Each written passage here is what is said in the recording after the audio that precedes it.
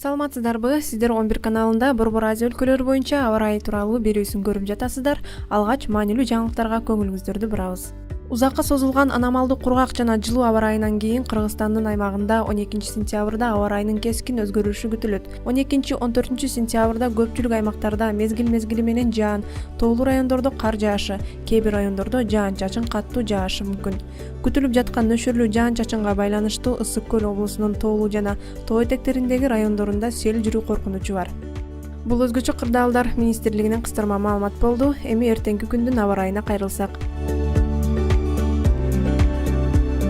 Кытайдын Ак Суу шаарында күндүзү күн ачык болот. Ал эми кечинде чаалган жүрүп жаан жаашы белгилүү. Дагы бир этникалык кыргыздар жашаган Үрүмчү шаарында күн бүркөө. Жаан жаайбы же жокпу азырынча белгисиз.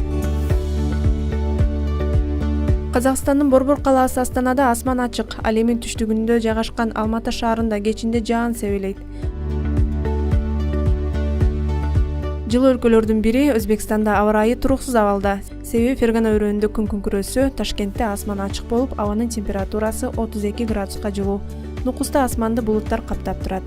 Бирок абанын температурасы жогору. Түркмөнстанда ысык күндөрдөн соң аба ырайы кескин өзгөрүүдө. Өлкөнүн көпчүлүк аймактарында жаан себелейт. Тажикстандын Борбор калаасы Душанбеде абанын температурасы орто ченемден жогору.